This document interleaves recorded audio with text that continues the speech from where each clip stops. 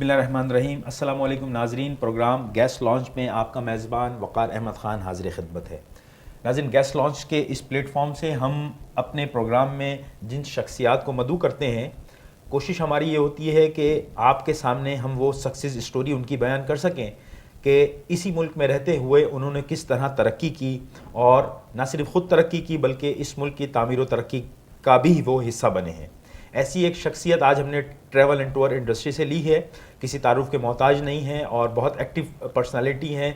Federation of Pakistan chamber commerce and industry में भी बहुत एक नुमाया नाम है। आइए गुफ्तगू करते हैं जनाब मोहम्मद शफ़ी साहब से। Sir, welcome to my show.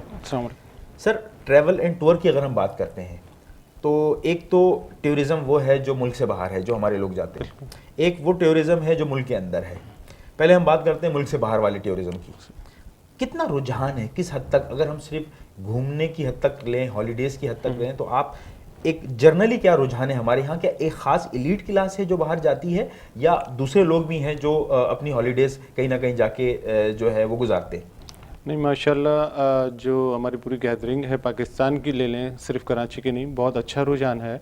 और वो हर तबके का जो है वो जो हर तबके से ताल्लुक़ रखता है, उसकी कोशिश यही होती है कि जो बाहर जाके हॉलीडेज़ अपने एंजॉय करे विद फैमिली। ठीक है। हाँ सर, इसमें कौन कौन से ममालिक हैं? एक तो वीज़ा का भी बड़ा एक इशूज़ है हमारे यहाँ। बिल्कुल। तो कौन से ऐसे ममालिक हैं जहाँ जाने का रुझान ज़्यादा है तो पाकिस्तान उसमें ये कंडीशन कुछ इस तरह की है, जो पावरफुल स्ट्रॉन्ग कंपनीज़ हैं या जो भी फैमिलीज़ हैं, वो यूरोप साइड हो गया। और फिर जो नॉर्मल तबका है, जो यूरोप में कौन कौन से ममालिक? यूरोप में बेसिकली जो है सबसे सर फहरिस्त तो पेरिस हो गया, इटली हो गया, नीदरलैंड हो गया, और आपका दूसरी कंट्रीज़ हो गई, स्विट्ज़रलैंड वगैरह हो गया। हाँ, उनके अंदर पूरी फैमिलीज़ के साथ लोग जो है माशाल्लाह बड़ा एंजॉय करते हैं। वहाँ पर सारे पैकेजेस, टूर्स वगैरह एवरीथिंग। ठीक है। अच्छा सर, इसमें कुछ आप जिस तरह देख रहे हैं लॉ एंड ऑर्डर के मामला हैं, ग्लोबली हैं, ना सिर्फ हमारे मुल्क में, पूरी दुनिया में। अभी पेरिस में पिछले दिनों जो है वो एक वाकया हुआ। तो वीज़ा पॉलिसीज़ क्या हम पाकिस्तानियों के लिए कुछ सख्त होती जा रही हैं? वीज़ा पॉलिसीज़ तो आज से नहीं, हमेशा से सख्त ही रही हैं। वो कंडीशन के ऊपर डिपेंड करता है। अगर आपकी प्रोफाइल, आपकी वर्किंग, आपका जो है बैंक बैलेंस वगैरह, जो रिक्वायरमेंट एम्बेसीज़ की हैं, कॉन्सुलेट्स की हैं, अगर आप उनको सेटिस्फाई कर रहे हो तो आई थिंक मेरे ख्याल में इतना ज़्यादा टेंशन नहीं है। अच्छा, और दूसरे कोई फॉर ईस्ट हम कंट्री लें, उसमें कहाँ रुझान है पाकिस्तानी? फार ईस्ट के अंदर सबसे ज़्यादा रुझान फार ईस्ट में ही है। ख़ासतौर पे मलेशिया हो गया, थाईलैंड हो गया, जो बहुत बड़े जो है वहाँ पर प्लेसेस हैं, जो हमारे ख़ास तौर पे कराची वाले जाके जो है वो विज़िट करते हैं विद फैमिलीज़, पूरे कपल्स वगैरह सारा कुछ। क्योंकि वहाँ पे जो है वो बहुत सारी जगहें हैं जो वहाँ पर वो लोग इजीली घूम सकते हैं। सर, सिंगापुर की हम मिसाल लेना चाहेंगे। बहुत छोटा सा मुल्क है, बहुत बाद में हमसे आज़ाद हुआ। आज अगर हम इकोनॉमिकल वाइज देखें तो बहुत आगे निकल गया है। क्या वजह है ऐसी, जो ये वो ममालिक हैं जो पूरे टूरिज़्म पे खड़े हैं? ना कोई इंडस्ट्री है कोई बड़ी, ना कुछ है। सही बात है, वो आपकी बात बिल्कुल सही है। वो डिपेंड करता है एज ए गवर्नमेंट के ऊपर डिपेंड करता है कि वो कितनी सिंसियर है अपने मुल्क से, अपने वतन से, अपने लोगों से।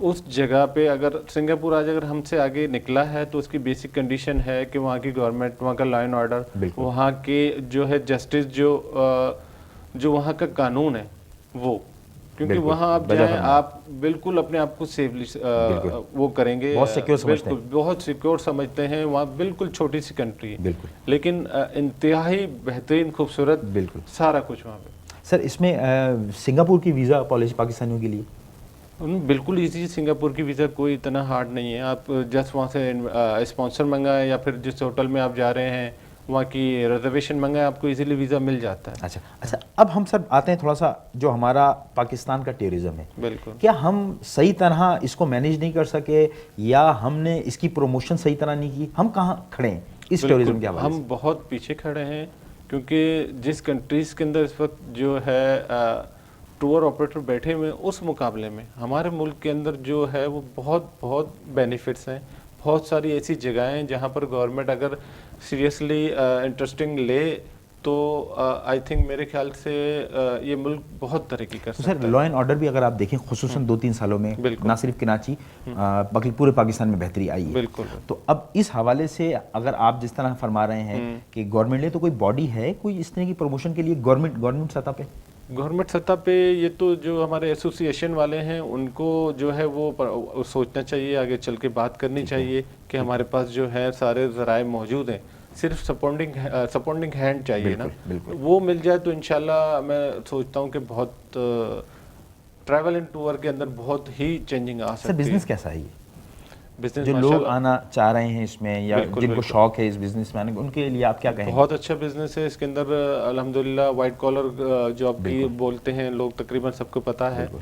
और इसके अंदर आगे बढ़ने के ज़राए बिजनेस को, पाकिस्तान की तरक्की का, पाकिस्तान का नाम का बहुत बड़ा जो बिल्कुल, है बहुत वो अच्छी एक बात इमेज है। बनता है। बिल्कुल, बिल्कुल। क्योंकि जो जितनी भी एफर्ट्स हो रही है, ख़ास तौर पे इस वक्त तो हमारे पास फॉरनर आ नहीं रहा, अगर इंशाल्लाह कुछ हालात बेहतर होते हुए नज़र आ रहे हैं जिस तरह से ओवरऑल पाकिस्तान के, तो और मज़ीद हालत बेहतर होने के बाद इंशाल्लाह उम्मीद है कि जब फॉरनर आएगा तो इस मुल्क को चेंज ही पाएगा और तरक्की और हर तरफ इंशाल्लाह खुशहाली आएगी। सर एयरलाइंस जो है काफ़ी लॉ एंड ऑर्डर की जब यहाँ सिचुएशन ख़राब हुई तो उन्होंने अपने ऑपरेशंस बंद किए, उससे कोई फ़र्क पड़ा इंडस्ट्री पे? बिल्कुल फ़र्क तो पड़ेगा, क्योंकि बहुत सारी ऐसी एयरलाइंस थी जो बड़ी फेमस थी, उनके बंद होने से फ़र्क पड़ा। लेकिन कुछ एयरलाइंस जो है जो यहाँ पे ऑलरेडी चल रही थी उन्होंने उनकी जगह ले ली। देन अब मेन जो है हमारा पाकिस्तान से ही सारा जो ऑनवर्ड वगैरह सारा कुछ ट्रैवलिंग थी वो हो रही थी, अब वो वाया दुबई हो गई या वाया अबू धाबी हो गई या दूसरे एयरपोर्ट्स के थ्रू हो गई, ठीक है। वहाँ से फिर जो है वो कनेक्शन फ़्लाइटें मिल जाती हैं। ठीक है सर, पीआईए का जो मौजूदा हाल है इसके बारे में कुछ नज़रसानी फरमाएं, क्या है ये? पीआईए का हाल जो है वो तो मेरे ख्याल में आई थिंक सबके सामने है, ओपनली। सर ये वो एयरलाइन जिसने एमिरेट्स बनाई, जिसने बिल्कुल, दूसरी बिल्कुल। बड़ी बड़ी एयरलाइंस ये बनाई, वर्ल्ड में नंबर 1 रह चुकी थी, लेकिन कुछ क्राइसिस ऐसे आए कि वो तबाही के दहाने पे है। तो आई थिंक इसमें मेरे कहाँ ख्याल कोताही में की हम लोगों ने कोताहियाँ कहीं की, हम इसमें तो कोताही का तो कोई भी आपको पता है जिम्मेदारी नहीं लेता, लेकिन कुछ ना कुछ प्रॉब्लम्स हैं, कुछ ना कुछ ऐसी टेंशन थी जिसकी वजह से फ़्लाइट का बिल्कुल ग्रेड पीआईए का नीचे से नीचे आता चला गया। अब इंशाल्लाह देख रहे हैं प्राइम मिनिस्टर साहब स्पेशल इसके अंदर इंटरेस्ट ले रहे हैं और मज़ीद कुछ मालूम चल रहा है कि प्राइवेट सेक्टर की तरफ जा रही है, तो आई थिंक शायद कुछ ना कुछ चेंजिंग आए दोबारा से। सर हज उम्रे की क्या पोजीशन है मौजूदा हालात में, और गवर्नमेंट ने क्या कोई सब्सिडी दी इस इंडस्ट्री को? हज उम्रा जो है उम्रे के अंदर तो बेहतरी आई है, हज के अंदर जो है वो आई थिंक अभी हमारे कुछ डॉक्यूमेंट्स, कुछ फाइलें जमा हुई हैं, कुछ सजेशन हमसे मांगी हैं, ठीक है, तो गुजारिशात आपने दी? बिल्कुल बिल्कुल वो सारी हमने भेजी हैं और उम्मीद है कि इंशाल्लाह हज के अंदर भी बेहतरी आएगी, क्योंकि जो पुराने एजेंट बैठे हुए थे जिनके पास ऑलरेडी कोटा था वो तो कंटिन्यू चल रहे थे। ठीक है। अब नए जो एजेंट हैं जो क्वालिफाई कर चुके हैं, जो क्वालिफाई कर सर रहे जी हैं, क्या क्वालिफिकेशन क्या होती है इसकी, क्या रिक्वायरमेंट्स? नहीं रिक्वायरमेंट्स इसकी ये होती है Experience? कि बिल्कुल एक्सपीरियंस होता है, प्रोफाइल उनकी होनी चाहिए, डॉक्यूमेंट्स होते हैं, सारा कुछ उनका एक पूरा एक पेपर होता है, ठीक है। उस पेपर की बुनियाद के ऊपर पूरी फाइल जमा होती है, फाइल जमा होने के बाद उसके ऊपर जो है वो नंबरिंग होती है, नंबरिंग होने के बाद सिलेक्शन होता है कि ये कंपनीज ये जो है वो क्वालिफाई कर रही है या नहीं कर रही। सर स्काई बर्ड्स की हम बात करते हैं, आपने कब इसका आगाज़ किया और कैसे ख्याल आया? अल्हम्दुलिल्लाह इसका आगाज़ जो है मैंने 2007 में किया। 2007 में किया, और इससे आपका अपना शौक था या? इससे पहले जो है वो मैं एक शौक भी था और एक ट्रैवलिंग के हिसाब से मैं आता जाता रहता था बाहर कंट्रीज में, तो मुझे ये फील्ड बड़ी अच्छी लगी। ठीक है। इसमें जो है वो बड़ा साफ़ सुथरा क्लीन चैप्टर नज़र आया कि भाई इसमें किसी किस्म का कोई फ्रेब, कोई धोखा, कोई इस तरह की चीज़ नहीं है। जिस तरह से आप क्लाइंट को चलाएंगे, जिस तरह से आप क्लाइंट को समझाएंगे और अपनी वो रेपो चला बनाएंगे। जाएगा। बिल्कुल बिल्कुल, मेन चीज़ तो रेपो ही है, बिल्कुल, क्योंकि क्लाइंट आता ही रेपो के ऊपर है, अदरवाइज तो वो बड़ा अपने कॉन्फिडेंशियल डॉक्यूमेंट्स वगैरह किसी को नहीं देता। बहुत बहुत अच्छी बात की। अच्छा 2007 और 2016 क्या फ़र्क महसूस करते हैं इस इंडस्ट्री में? 2007 आई थिंक उस वक्त जो है वो सारा कुछ मैनुअल था। ठीक है। और मैनुअल से ये हिसाब किताब, पहले हाथ से टिकटें बनती थी, सारा कुछ जो है वो हाथ से होता था, और हमारे पास जो है कंप्यूटराइज्ड टेक्नोलॉजी टिकटिंग में आई थिंक मेरे ख्याल से नहीं थी। तो आप एआटा थे उस वक्त 2007 में? नहीं, मैं 2007 में आईटा नहीं था। ठीक है। और अल्हम्दुलिल्लाह ये है कि अब जो टेक्नोलॉजी है वो बहुत फास्ट है और उससे बहुत से मेरे ख्याल में पूरी इंडस्ट्रीज़ को फ़ायदा हो रहा है। और उस वक्त जो है वो रूल बुक वगैरह बुक से सारा कुछ फेयर फाइनलाइज होते थे, सारा कुछ उसमें से देखना पड़ता था। अब सब ऑनलाइन हो गया सर। तो जैसे जैसे टाइम जा रहा है मेरे ख्याल से ये बेहतरी की तरफ जा रहा है। सर ऑनलाइन के अलावा अगर हम देखें तो टिकटिंग जो है वो एयरलाइन खुद भी कर रही होती है, सेल कर रही होती है, फिर जो ओपनली जो ट्रैवलर है वो चाहे तो उनकी वेबसाइट से भी वो बुक करा सकता है ऑनलाइन, उससे कुछ नुकसानात हैं? जी बिल्कुल नुकसानात हैं। उसकी वजह ये है कि एक चीज़ जो हमें ट्रैवल एजेंट एयरलाइन हमें जो दे रही है ट्रैवल एजेंसीज को, हम वो उनकी ही प्रोडक्ट सेल कर रहे हैं। ठीक है। अगर वही चीज़ जो हम सेल कर रहे हैं एज अ एजेंट बैठे हुए हैं, अगर एयरलाइन उससे भी कम प्राइस के अंदर अगर दे रही है तो उसका बहुत बड़ा असर हमारे ऊपर पड़ेगा। और आई थिंक हमारे फील्ड पे पड़ रहा है, क्योंकि बहुत सारे लोग जो है वो डायरेक्टली एयरलाइन से जो है वो ऑनलाइन टिकटिंग परचेस कर रहे हैं। सर इसका कोई नुकसान होता है ट्रैवलर को? बिल्कुल नुकसान होगा। जो क्लाइंट आपके बने हुए हैं, जो आपकी पार्टीज बनी हुई हैं, जो कंपनीज हैं, वो फिर आपसे आर्ग्यू करती हैं कि हमें इतने का मिल रहा है, आप इतने का दे रहे हो, तो उसका कोई जवाब हमारे पास मौजूद नहीं होता। अच्छा, इसमें जो अगर हम देखें तो ये बहुत बड़ी एक सनत है जिसने दूसरी जो इंडस्ट्रीज है उनको भी कोलैबोरेट किया हुआ है। जिस तरह होटल इंडस्ट्री है वो इसके साथ है, और दूसरी इंडस्ट्रीज हैं जो इसके साथ है। बिल्कुल होटल है, ट्रैवल एंड टूर जो है एक बहुत बड़ी इंडस्ट्रीज है, अनलिमिटेड है, जो कि किसी तारुफ की मोहताज नहीं। आई थिंक ये जो हम बात कर रहे हैं कि होटलिंग की, अब इस पे अगर हम आ जाएं तो इसकी भी आप देखें बाकायदा कुछ साइट्स बनी हुई हैं, जैसे booking.com या दूसरी ऐसी साइट्स हैं।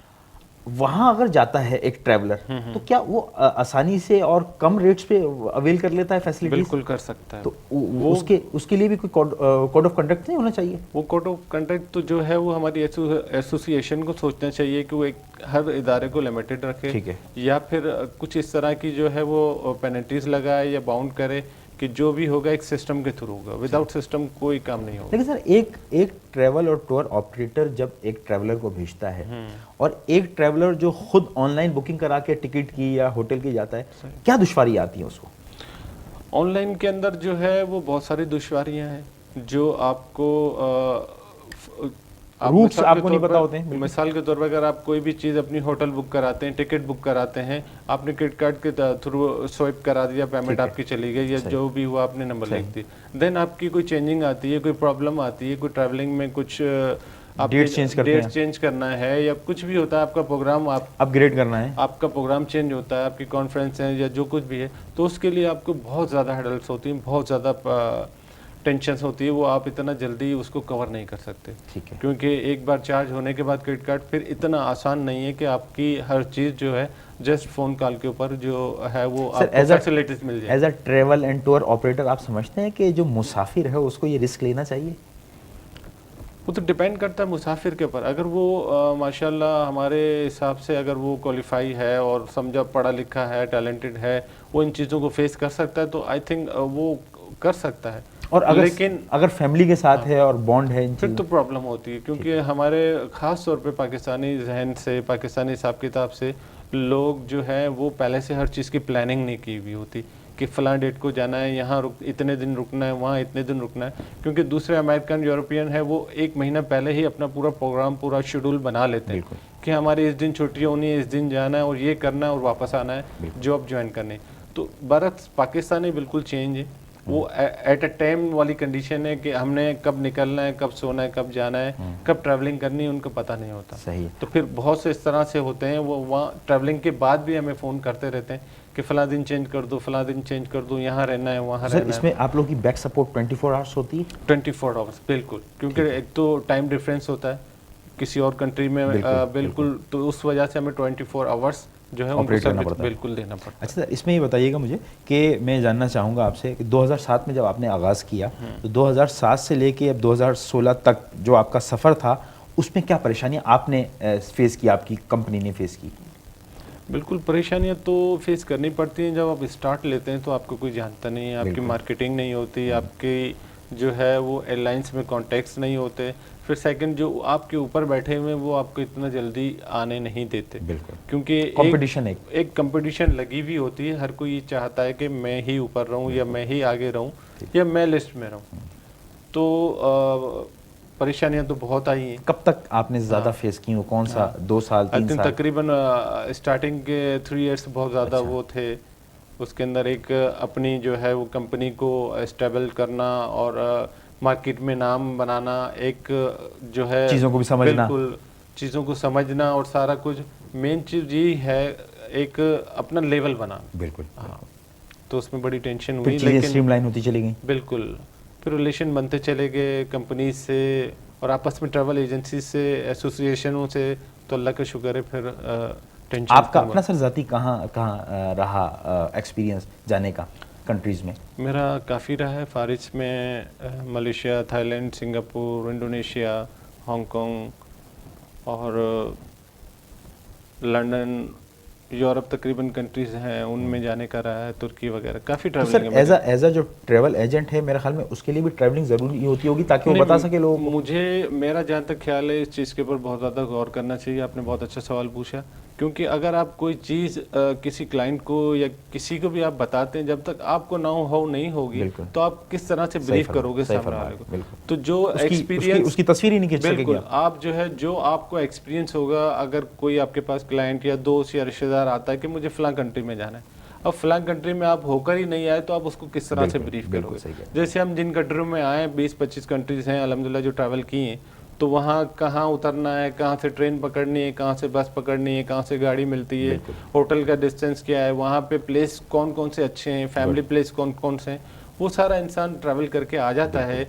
तो मेरे ख्याल में वो बहुत अच्छा एक्सप्लेन कर सकता है। सर ये जो फार ईस्ट की अगर हम बात करें तो फार ईस्ट में भी कुछ ऐसे ममालिक हैं जिनकी जो हैं वो वीज़ा कंडीशन बहुत सख्त हैं। मिसाल के तौर पे इंडोनेशिया को अगर हम ले लें तो इनमें जहाँ तक मेरी मालूमात के मुताबिक 18 महीने वैलिडिटी मांगते हैं आपके पासपोर्ट की। तो आप समझते हैं कि ये जो ब्रदर ममालिक हैं हमारे, खुसूसन इंडोनेशिया मुसलमान मुल्क है हमारा, इनको थोड़ा सा सोचना चाहिए इस तरह बायलैटरल रिलेशन के लिए? बिल्कुल कोऑपरेट करना चाहिए। वो डिपेंड, वही बात आ जाती है, वो डिपेंड करता है गवर्नमेंट के, आपके उनके गवर्नमेंट के कितने अच्छे रिलेशन हैं।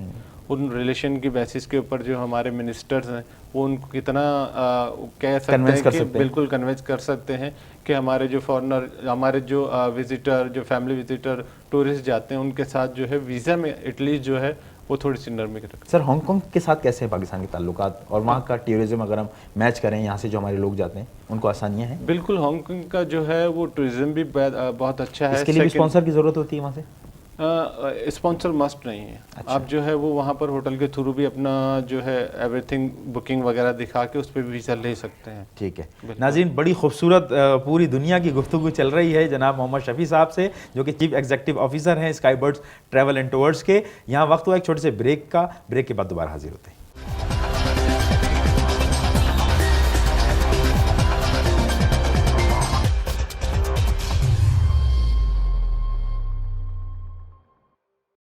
मोहम्मद शफी साहब से गुफ्तगू का सिलसिला दोबारा जोड़ते हैं। सर बात हो रही थी हांगकांग की। बिल्कुल, हांगकांग की आप पॉलिसीज़ की बात जी, हांगकांग की पॉलिसीज़ बहुत अच्छी हैं। वो भी इतना टफ वीज़ा नहीं है, उनकी कंडीशंस हैं।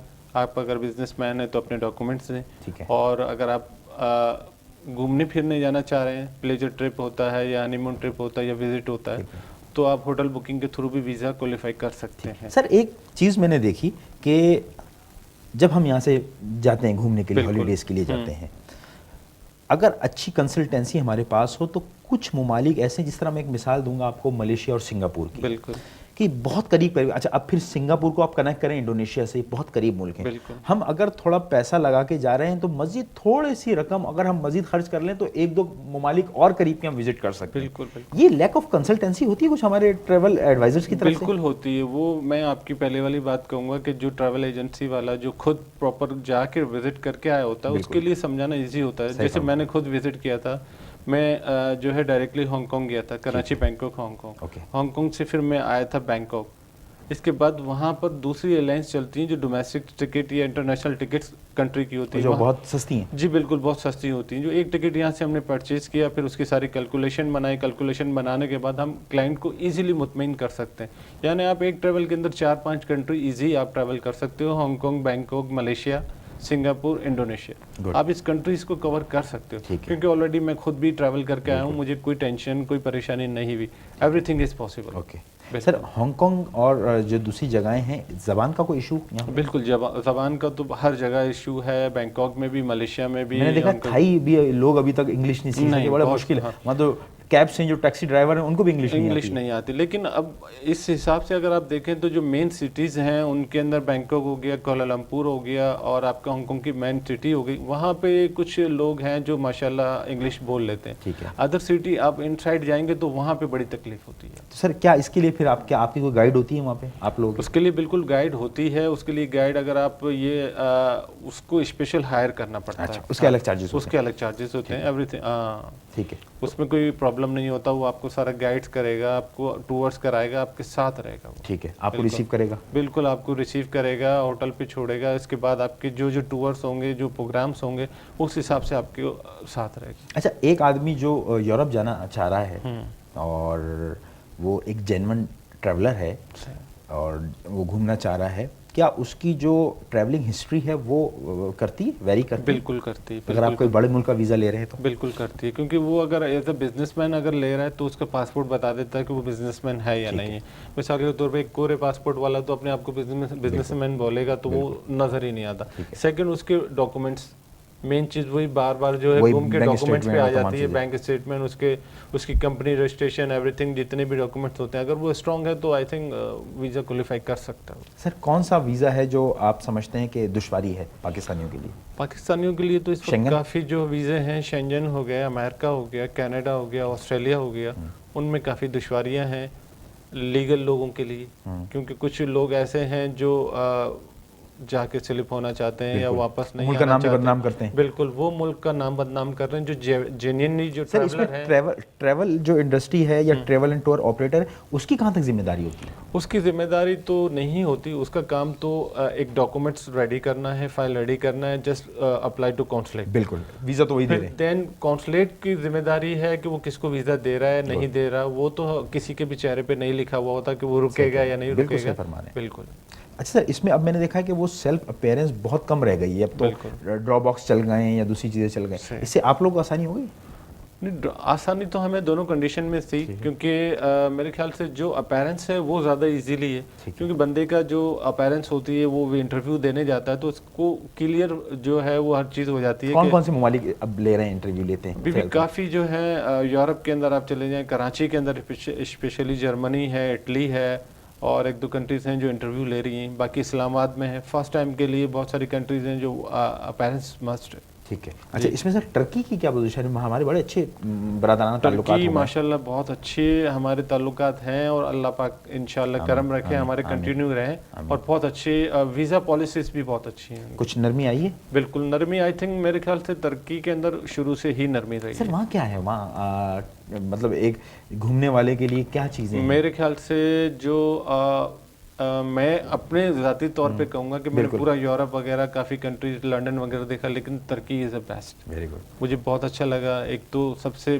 मेन हमारे जो है रिलीजियस जो मंसलिक है, वहाँ पर जो टोकापी म्यूजियम है उसके अंदर बहुत ही माशाल्लाह नायाब चीज़ें हैं जो एक ज़ियारत करने के लिए हैं। फिर पूरा जो टर्की है वो समझ लें पूरा सी साइड, पूरा एक समंदर की तरफ से जो है वो कंट्रोल हुआ है और बहुत खूबसूरत है। सर सुना है कि इसका एक मतलब टर्की जो है इसका आधा रीजन जो है यूरोप में है और आधा एशिया के अंदर। बिल्कुल बिल्कुल। तो क्या कंडीशन होती है जब जाते होंगे तो एक मतलब एक अछूती चीज़, एक अलग चीज़ नज़र आती होगी? बिल्कुल, वो एक समझ लें वहाँ पहुँचने वाले, वहाँ जाने वाले विजिट करते हैं सेम लाइक यूरोप। ओके। जब वहाँ जाते हैं तो समझते हैं कि हम यूरोप में आ गए और यूरोप की ही जैसी कंडीशन है। गुड। बिल्कुल। Law and order? Law and order I think Istanbul में तो कुछ भी नहीं है, वेरी नाइस, बहुत ज़बरदस्त। अभी पिछले दिनों अंकारा में एक वाकया हुआ था, ब्लास्ट हुआ था, बहुत अफसोसनाक था। सर टर्की के साथ कुछ ममालिक हैं जहाँ आदमी जा सकता है, घूम सकता है? टर्की के साथ ममालिक हैं, लेकिन वो फिर उनके लिए यूरोप का वीज़ा लेना मस्ट है, शेंजन वीज़ा लेना मस्ट है। विदाउट वीज़ा आप ट्रैवल नहीं कर सकते। कौन कौन से ममालिक हैं जो टर्की के साथ लगते हैं? उनके साथ तो मेन जो है वो ग्रीस है, एथेंस है, जो बड़ा हिस्टोरिकल प्लेसेस हैं, और दूसरी इस तरह की कंट्रीज हैं जो बॉर्डर के थ्रू आप जा सकते हैं। सर जॉर्डन के हालात के बारे में क्या कहेंगे?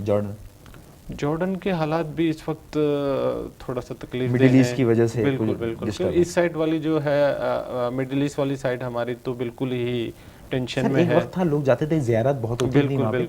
अब वो रुझान आप क्या समझते हैं कि ये जो वॉर लगी है इराक के बाद जो मामला चले हैं शाम और ये आगे निकले, तो इससे कुछ डिस्टर्ब हो गया फिर मामला?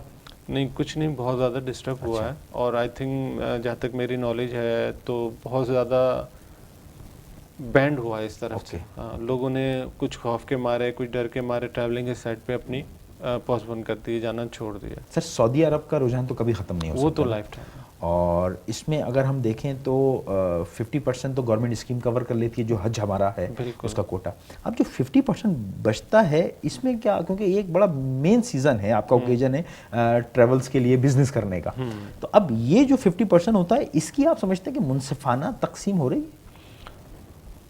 अभी तक तो यही सुना है कि मुनसिफाना तकसीम हो रही है, और इसी सिलसिले में आई थिंक गवर्नमेंट ने जो हमसे जो पेपर वगैरह जो दरख्वास्तें जमा करवाई हैं, उसमें पूरा शेड्यूल हमसे मांगा है कि आप एक हाजी के ऊपर कितना खर्च कर रहे हो, उसके जो है एक्सपेंस कितने, होटलिंग, एवरीथिंग, सारा कुछ वहाँ का, फिर टिकटिंग वगैरह सब आ जाती है। तो हर किसी ने अपना बजट बना के भेजा है, ठीक है, लो से लो कॉस्ट के अंदर कि कम से कम कितना आ रहा है। तो आई थिंक गवर्नमेंट भी इस मामले पे सीरियस है कि वो एक देखना चाह रही है कि एक हाजी के ऊपर कम से कम कितना बजट आ रहा है और कितना अच्छा आ रहा है। सर ये तो एक आप देखा जाए तो ये एक खिदमत है बिल्कुल, जो हुज्जाज इकराम को आप बेचते हैं, ठीक है। तो इसमें भी हमने देखा कि लोगों के साथ नाइंसाफ़ी होती है, बताते कुछ हैं, होटल्स कुछ बताते हैं, ऐसा होता है, डिस्टेंस कम बताते हैं, डिस्टेंस वहाँ ज़्यादा होता है। तो आप समझते हैं कि ये मतलब उनके साथ ज़्यादती हो रही है? बिल्कुल हुज्जाज के साथ बिल्कुल ज़्यादती हो रही है। वो अनएजुकेटेड, अनप्रोफेशनल लोगों के साथ जो इस फील्ड में घुसा है, जो घुसा है, वो उनके साथ अगर कोई रब्ता कर रहा है तो वो तो फिर परेशान हो रहा है। और जो एक प्रोफेशनल तरीके से ऑफिस लेके बैठे हुए रजिस्टर्ड हैं, आई थिंक वो इंशाल्लाह इस तरह की तकलीफ में नहीं होंगे। सर ये हमारा जो प्रोग्राम है इसमें हम यूथ को भी टारगेट करते हैं। बिल्कुल, बच्चे वो जो मायूस शायद हो चुके हैं, जो पढ़ लिखने के बाद जिनको नौकरियां नहीं मिल रही हैं, तो बहुत सारे काम हैं। आपने जिस तरह अपनी मिसाल दी, 2007 में आपने स्टार्ट किया, ऐसे लोग अगर ऐसे यंग एंटरप्रेन्योर इस काम को करना चाहें तो इसका तरीक़ेकार क्या है? इसका तरीक़ेकार सबसे मेन चीज़ तो एक्सपीरियंस है। देखिए पैसा सब कुछ नहीं होता। पैसा आई थिंक मेरी अपनी सोच है, बंदे के अंदर एक पहले नो हाउ तो हो, बिल्कुल मेन चीज़ है सिंसियरिटी। आप अपने दिल से, आप अपने लोगों से, आप अपने वतन से मुखलिस हों। बहुत सारी कंडीशन ऐसी होती हैं कि आपको बहुत मौके मिलते हैं बाहर निकलने के, वेल सेट होने के, जो इत्तेफाक से मुझे भी मिले थे, अल्लाह का शुक्र है। लेकिन मैं यहीं पर रहा अपने मुल्क के अंदर, और अल्लाह का बड़ा शुक्र है। सेकंड, जो आगे बढ़ना चाहते हैं, जो निकलना चाहते हैं, सिंसियरिटी मस्ट है, मेहनत लगन के साथ, और एक्सपीरियंस। कोई भी चीज़ हो, आपको एक्सपीरियंस ही ऊपर लाता है, आपका चेहरा या आपकी डिग्री या आपका नाम नहीं लाता। एक्सपीरियंस होगा, आप उस काम को जितना अच्छे तरीके से करोगे, लोग आपसे इतने ही मुखलिस होंगे, आपसे इतने ही कवर होंगे। सर उसके लिए अब जब मिसाल के तौर पे कहीं आपने एक्सपीरियंस ले लिया तो कितना कैपिटल चाहिए, कितना पैसा चाहिए इस काम को शुरू करने का, उसका तरीका क्या है? उसका तरीक़ेकार सबसे आई थिंक मेरे ख्याल में ये बेस्ट है कि सबसे पहले वो किसी भी एजेंसी में बैठ के इसकी नो हाउ सीखे कि किस तरह से क्या कंडीशन है, क्योंकि नॉट ईजी। ठीक है। और इसके अंदर पैसा, इन्वेस्टमेंट वगैरह सारा कुछ, गारंटीज वगैरह, बैंक गारंटीज हैं, सारा कुछ होता है। कितना सरमाया चाहिए इसके लिए? इसमें सरमाया डिपेंड आप करता है। डायरेक्टली एआटा लेते हैं या उसमें क्या होता है? नहीं, उसके लिए आपने पहले क्वालिफाई करना पड़ता है, नॉन एआटा का लाइसेंस अप्लाई करना पड़ता है स्टार्ट में। ठीक है। और उस तकरीबन पहले तो 5 ईयर 5 साल का जो है वो आप एक्सपीरियंस होना चाहिए, एक्सपीरियंस मांगते हैं। फिर एआटा की तरफ जाएं, फिर एआटा के लिए आप क्वालिफाई करते हैं। अब तो मेरे ख्याल में 1 साल के अंदर आप जो है वो क्वालिफाई कर सकते हैं एआटा के लिए। सर फ़र्क क्या है इसमें एआटा और नॉन एआटा? एआटा में ये फ़र्क है और नॉन एआटा में, एक नॉन एआटा जो होता है वो विदाउट उसके पास टिकटिंग आईडी नहीं होती। ओके। वो एयरलाइन से डायरेक्टली जो है वो कोई बिजनेस नहीं कर सकता।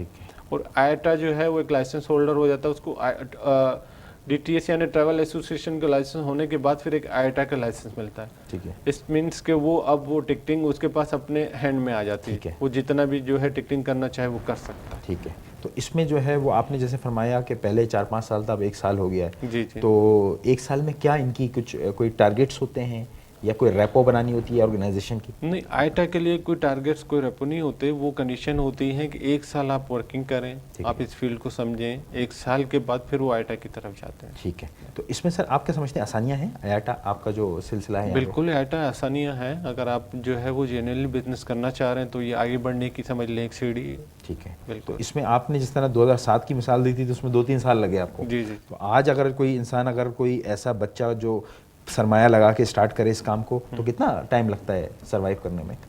देखिए पहले के दौर में तो तकलीफ़ें बहुत थी, परेशानियां बहुत थी, हर चीज़ जो है कंप्यूटराइज नहीं थी। अब आई थिंक मेरे ख्याल में बहुत आसानी हो गई है। ठीक है। और आप बहुत जल्दी पिक कर सकते हो, डिपेंड आपकी कंडीशन के ऊपर है। ठीक है। तो कितना, जिस तरह आपने फरमाया कि टाइम जोन का भी फ़र्क है, 24 घंटे ये काम करना होता है, सही बात। तो क्या ऑफिस आपको 24 घंटे ऑपरेट करना पड़ेगा इसके लिए? नहीं, ऑफिस तो 24 घंटे ऑपरेट नहीं करना होता।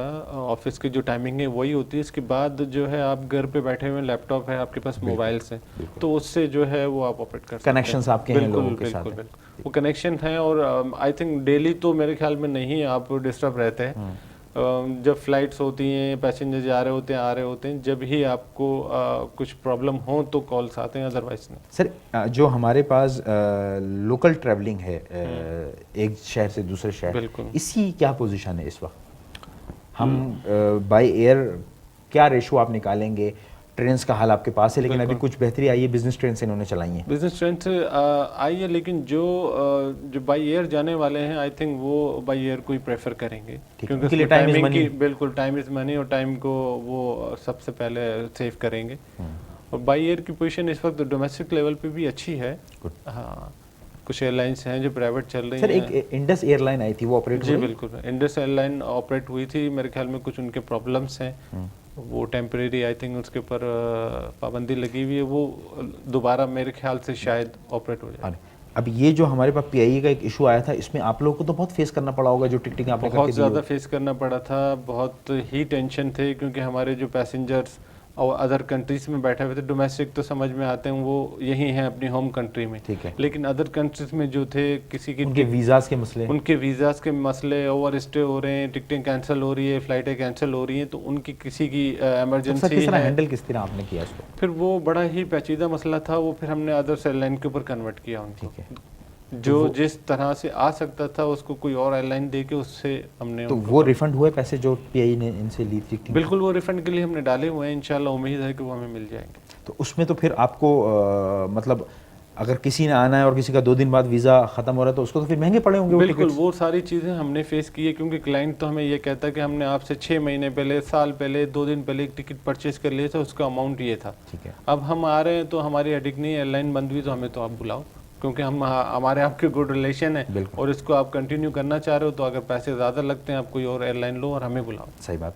नाजरीन, मोहम्मद शफ़ी साहब से गुफ्तगू का सिलसिला जारी रहेगा। यहाँ वक्त दोबारा हुआ एक छोटे से ब्रेक का, ब्रेक के बाद दोबारा हाजिर होते हैं।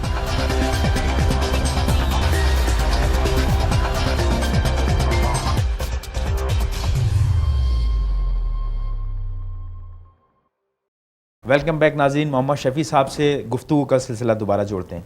सर, मैं यहाँ जानना चाहूँगा एजुकेशन के हवाले से आपने माशाल्लाह अपना काम स्टार्ट किया और बहुत नौजवानी में स्टार्ट किया, तो वालिदैन का क्या था कि भाई पढ़ो और कोई काम करो, या वालिदैन खुश रहे? आपके पेरेंट्स साइड से आपको कैसा रिस्पॉन्स मिला? पेरेंट्स साइड से मुझे अल्हम्दुलिल्लाह बहुत अच्छा सपोर्ट रहा, स्पेशली मेरी वालदा से। वालदा की शुरू से ये ख्वाहिश थी कि अपना कोई काम हो, और पढ़ने की तरफ बहुत ज़्यादा रुझान। कितने बहन भाई आप लोग हैं? हम 5 बहन भाई, और अल्हम्दुलिल्लाह वालदा हयात हैं, वालिद का इंतकाल हो गया था 91 में। सर, आपकी कोई और फैमिली से है इस बिजनेस? जी बिल्कुल, कुछ और भी हैं जो फैमिली से रिलेटेड हैं, इस फील्ड में हैं, हज और उम्रा में हैं माशाल्लाह।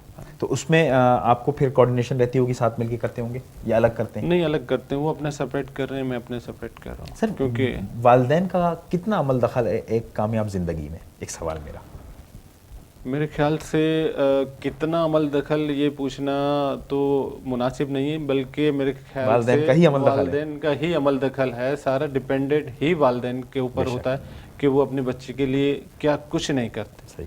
सर, एक थोड़ी सी दूरी अगर आप देखें, बड़ा टेक्नोलॉजी का दौर आ गया है, तो थोड़ी सी एक दूरी जो पहले नहीं हुआ करती थी बच्चों में और वालिदैन में, अब वो हम महसूस कर रहे हैं। और खुसूसन जहाँ जिस घर में हस्बैंड एंड वाइफ दोनों वर्किंग है, तो वहाँ का तो फिर बड़ा मुश्किल हो जाता है चीज़ों को जो है वो एक साथ खाना, एक साथ बैठना और बात करना। आप समझते हैं वालिदैन की जिम्मेदारियाँ बढ़ती जा रही हैं जो फी ज़माना माहौल चल रहा है? देखिए, वालिदैन की जिम्मेदारी पहले के वक्त के हिसाब से आप देखें तो जिम्मेदारियां और काम वगैरह कुछ और होता था। अब अगर आप देखा जाए इस दौर की बात करें तो वो जिम्मेदारियां और काम की कंडीशन चेंज है। ठीक है, अब जो है वो हर चीज़ महंगी है, अफोर्ड से बाहर है, आपने उसके लिए कुछ ना कुछ एफर्ट्स करना ज़रूरी है। बिल्कुल। अगर आप 2 बच्चे हैं, 3 बच्चे हैं, तो उनकी तालीम, उनके अखराजात, उनके लिए इतना कुछ करना पड़ता है कि वो विदाउट वाइफ की सपोर्टिंग के आप नहीं कर सकते। मजबूरी है दोनों का काम करना। बिल्कुल बिल्कुल। तो इसमें सर किस तरह आप किस तरह मैनेज करते हैं? आपकी भी ऐसी लाइफ है कि 24 घंटे आपने रहना है और फिर कोई टाइम का पता नहीं, तो आप किस तरह टाइम देते हैं फैमिली को? नहीं, अल्लाह का शुक्र है कि स्टार्टिंग के अंदर मुझे काफ़ी प्रॉब्लम आई हैं जो घर पे टाइम में बहुत कम दे पा रहा था, लेकिन फिर बाद में थोड़ा सा बिजनेस सेट होने के बाद अल्लाह का शुक्र है कि अभी मैं चीज़ें मैनेज होना शुरू हो गई। बिल्कुल बिल्कुल। सर इसमें जो फेडरेशन है हम यहाँ थोड़ा सा लेंगे, आप बहुत माशाल्लाह मुतहर्रिक रहे, एक्टिव रहे, और क्या समझते हैं जो हमारी ऐसी आइडेंटिटीज़ हैं, बिजनेस आइडेंटिटीज़, बॉडीज़ हैं, कितना हेल्पफुल किरदार है बिजनेस करने वालों के लिए ये बॉडीज़? ये आप इसके लिए मेरे पास अल्फाज नहीं है, क्योंकि जितनी इस तरह की एसोसिएशन हैं, ख़ास तौर पे फेडरेशन, वो एक लो कैटेगरी की बिजनेसमैन को, स्मॉल इंडस्ट्रीज वाले के लिए मेरे ख्याल में बहुत बड़ा प्लेटफॉर्म है आगे बढ़ने के लिए, तरक्की करने के लिए और मुल्क का नाम रोशन करने के लिए। क्योंकि इस तरह की जो है फेडरेशन की एसोसिएशन है जो हमें ऊपर की तरफ लेके सर जाती है। इसमें अगर हम देखें तो अगर आपका बिजनेस ही ले लें या दूसरे बिजनेस ले लें तो उसमें कनेक्शंस और नेटवर्किंग बहुत ज़रूरी होती है, लोगों के साथ इंटरेक्शन। तो आप समझते हैं कि ये वो जगह है जिसमें आपके कनेक्शंस और नेटवर्किंग होती है? मस्ट है, बिल्कुल मस्ट है, क्योंकि ये इतना बड़ा प्लेटफॉर्म है कि इस एसोसिएशन से हमें बहुत ज़्यादा जो है एक बिजनेस रिलेटिव है, बिजनेस मिलता है, आपस में एक अंडरस्टैंडिंग होती है और हम बहुत क्लोज हो जाते हैं। सर इसमें अगर हम देखें तो लास्ट जो टर्नओवर हुआ, क्योंकि पिछले कुछ अरसे में, कुछ सालों में कुछ बड़ा एक बदनुमा दाग सा आ रहा था फेडरेशन के ऊपर, आप समझते हैं कुछ बेहतरी आना शुरू हुई? नहीं, अल्हम्दुलिल्लाह बहुत अच्छी बेहतरी आ रही है, और अल्हम्दुलिल्लाह मियां मोहम्मद इदरीस साहब के दौर की तो जितनी तारीफ़ की जाए इतनी कम है, और अल्हम्दुलिल्लाह इंशाल्लाह हम उम्मीद रखते हैं कि और मज़ीद अब बेहतरी की तरफ आएगी। Sir travel and tour industry को क्या मुश्किलात हैं, और हमारे प्लेटफॉर्म से गवर्नमेंट को कोई मैसेज आप देंगे कि वो क्या इसके लिए इक़दाम करें? ट्रैवल एंड टूर्स को बहुत सारी परेशानी, बहुत सारी प्रॉब्लम्स हैं, स्पेशली टैक्स के हवाले से। जो टैक्स नॉर्मली हैं वो तो ठीक हैं, जो टैक्स का वजूद ही नहीं है, जो टिकटिंग पे लग के आ रहा है, अदर टैक्सेस है, उनके पर गौर करना चाहिए। फिर सेकंड ये है कि स्पेशली जो है पाकिस्तान लेवल के ऊपर जो है वो हमारे जो प्लेसेस हैं, हमारे जो टूरिस्ट प्लेसेस हैं, उसको जो है वो प्रमोट करना बहुत ज़रूरी है, ताकि लोकल टूरिज्म भी बिल्कुल। आप किसी भी कंट्री में चले जाएं, वहाँ की मेरे ख्याल में 50% से ज़्यादा जो है इनकम है, और जो उनकी जो जॉब्स हैं, जो पब्लिक है, जो सिंगापुर की बात की, बिल्कुल जो उस बिजनेस से रिलेटेड है वो टूरिस्ट प्लेसेस है। और टूरिस्ट बिजनेस इतना बड़ा है कि अगर वो इंशाल्लाह पाकिस्तान में स्टार्ट हो जाए तो बहुत ही बड़ा रोजगार लोगों को मिलेगा इंशाल्लाह, बहुत ज़्यादा लोग इससे वाबस्ता होंगे। अब मसला ये हो गया ना कि 18 अमेंडमेंट के बाद जो है वो प्रोविंस को चली गई इसकी पावर्स। अब फेडरल सतह पे कोई सेंट्रलाइज कोई मिनिस्ट्री है नहीं जो इसको काबू करे। आपका जो लोकल टूरिज्म है, अगर हम इसको ले लेते हैं तो पंजाब और केपीके में तो चले आप समझते हैं कि टूरिज्म है और चलें वो अपने हिसाब से उसको कर रहे हैं। बलूचिस्तान और सिंध में तो बिल्कुल आपको नजर नहीं, हालांकि बहुत टूरिज्म यहाँ पे मौजूद है। तो इसको किस तरह लेके आए ऊपर? वो सारा डिपेंड करता है, वही बात आ जाती है कि गवर्नमेंट के ऊपर, गवर्नमेंट लेवल पे अगर सिंध में और बलूचिस्तान में भी बहुत अच्छे अच्छे प्लेसेस हैं जिसको आप उजागर कर सकते हैं। और अगर अदर कंट्रीज का, अदर सिटीज़ का आप बोल रहे हैं, पंजाब हो गया और दूसरे वहाँ के भी प्लेसेस, अगर काम वहाँ पर भी वर्किंग शुरू हो जाती है तो एज ए पाकिस्तान ऊपर आ रहा है। सर इसमें हम इसमें एक चीज़ की देखें, अगर आप एक इंटर प्रोविंशियल कोऑर्डिनेशन का भी एक डिपार्टमेंट है, इसकी भी मिनिस्ट्री है। चारों सूबों से अगर कोई हमांगी हो, ऐसी जिस तरह इंटर प्रोविंशियल कोऑर्डिनेशन मिनिस्ट्री है कि वो कोऑर्डिनेशन करें, कराची के लोग जो हैं वो जाएं केपीके और पंजाब के लोग आए सिंध, इस तरह का भी कुछ होना चाहिए ना गवर्नमेंट सतह पे, आप समझते हैं? बिल्कुल होना चाहिए, बिल्कुल होना चाहिए। आपस में वो दूरियां भी खत्म होगी, दूरियां हैं वो खत्म होगी, जो दिलों में मोहब्बत जो है वो बढ़ेगी और एक दूसरे से जो है रिलेशन बढ़ेंगे। एक बहुत बड़ा सीपैक होने जा रहा है और ये कॉरिडोर बन रहा है, पाकिस्तान की तारीख का सबसे बड़ा मंसूबा है।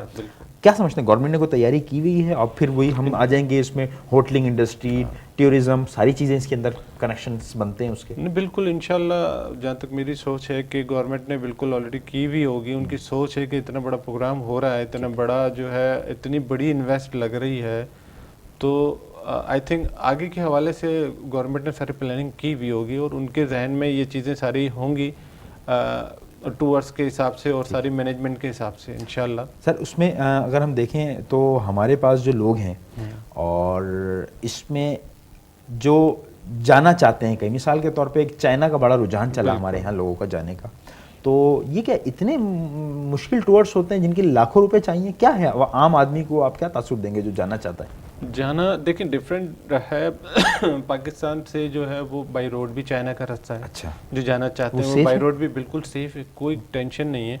लेकिन जो फेमस सिटीज़ हैं जहाँ से पाकिस्तान का बहुत बड़ा बिजनेस चल रहा है। सर कितना है यहाँ से ड्यूरेशन अगर हम जाएं चाइना बाय रोड? तकरीबन 2 दिन है, 3 दिन है, अलग अलग सिटीज़ हैं, बाय अलग अलग बस जाते हैं? बाई बस जाते हैं, बिल्कुल बाई बस है। और जो करीब की सिटीज़ हैं चाइना की उस पर आप विजिट कर सकते हैं, आ जा सकते हैं। वीज़े की क्या पोजीशन है? वीज़ा वेरी इजी है, कोई मसला नहीं है। वहाँ से आपको स्पॉन्सर आना चाहिए। जिसके पास स्पॉन्सर ना हो? स्पॉन्सर मेरे ख्याल में जो एफर्ट्स करना चाहे उसके पास स्पॉन्सर पॉसिबल है। जो बिजनेसमैन होगा, जो घूमना चाह रहा है, जो बाहर जाना चाह रहा है, तो उसके पास सोर्सेस होते हैं, उनके रिलेशन होते हैं, वो स्पॉन्सर उनके लिए मसला नहीं रखता। ठीक है। और अगर बाय एयर है और उसको ये बाय आपका जो बाय रोड है तो बहुत चीप होगा उसके हवाले से। बिल्कुल, लेकिन उनकी जो है वो इतनी बड़ी कंट्रीज हैं कि वो ट्रैवलिंग एक्सपेंस, आप जिस सिटी में जाना चाह रहे हैं, नियरेस्ट आपको जाना है फिर तो आपके लिए प्रॉब्लम नहीं है। ठीक है। और अगर आपको दूर सिटी में जाना है तो बाई एयर ही जाना पड़ेगा। सर आप क्या समझते हैं ये मतलब इतने कम वक्त में इतनी तरक्की कर गए ममालिक, हम क्या वजूहातें पीछे रह गए? एक वक्त था कि ये तकरीबन जो ममालिक तरक्की कर चुके हैं वो पाकिस्तान से जो है वो कर्ज लेते थे, इमदाद देता था, इमदाद लेते थे। पाकिस्तान जो है इमदाद देने वाला, मलेशिया को देता रहा पाकिस्तान इमदाद। बड़ी बड़ी कंट्रीज हैं, मलेशिया हो गया, इंडोनेशिया हो गया, आपका चाइना हो गया, दूसरी कंट्रीज हैं, वहाँ से लोग इमदाद लेने आते थे। लोग जो हैं वो अपने पैसे जमा करके पढ़ने के लिए स्पेशली पाकिस्तान अपने बच्चों को भेजा करते थे। वो भी एक दौर था। इस वक्त के हिसाब से जो है वो पाकिस्तान के ऊपर मुसीबतें, टेंशन्स और लाइन ऑर्डर का प्रॉब्लम है, तो कुछ प्रॉब्लम्स हैं जिनकी वजह से पाकिस्तान को इन सब चीज़ों का सामना है। ठीक है। लेकिन इंशाल्लाह उम्मीद है कि आने वाले वक्तों में हम अपनी पहले वाली पोजीशन पे आ जाएंगे इंशाल्लाह। नाज़रीन, हकीकत यह है कि हम अक्कासी करते हैं अपने मुल्क की, और हमने ही अपने मुल्क का जो इमेज है वो अपनी सूरत में बाहर दिखाना होता है। तो इंशाल्लाह जितना हम कोशिश कर सकेंगे ईमानदारी के साथ, इन्नमल आमालु बिन्नियात, जिस तरह अमाल का दारो मदार नियतों पे, अगर हमारी नियतें साफ़ हो गई तो इंशाल्लाह बहुत जल्द हम अपने मुल्क को तरक्की की राह में गामजन कर देंगे। सर इसमें हम अगर आपसे आपका पर्सनल एक्सपीरियंस शेयर करें तो आप कौन से सजेस्ट करेंगे लोगों को फॉर ईस्ट कंट्रीज़ जो करीब ममालिक हैं, हम यूरोप की तरफ नहीं जाते, कि वो लाजमी जाके वहाँ पे अपनी जो है वो विज़िट करें और हॉलीडेज़ सर्व करें? इनमें सबसे बेस्ट जो है वो मलेशिया है। अच्छा। देन थाईलैंड है। वहाँ के प्लेसेस बहुत खूबसूरत हैं, बहुत अच्छे हैं, जहाँ पे बंदा विद फैमिलीज जाके जो है वो एंजॉय कर सकता है, अपने जो है वीकेंड जो है वो एंजॉय कर सकता है। सर आखिर में अब हम आपसे पूछना चाहेंगे, ये यूथ है, अब थोड़ा इसकी तरफ दोबारा आते हैं। यूथ जो हमारी है, इसमें अगर हम देखें तो बाकायदा ट्रेवल एंड टूर को ना पढ़ाया जा रहा है, ना इसको कुछ समझाया जा रहा है किसी यूनिवर्सिटी लेवल पे। ठीक है, आपकी कुछ डिप्लोमा या इस तरह के कुछ कोर्सेज होते हैं, आप समझते हैं कि इसको भी बाकायदा एक मजमून बनाना चाहिए?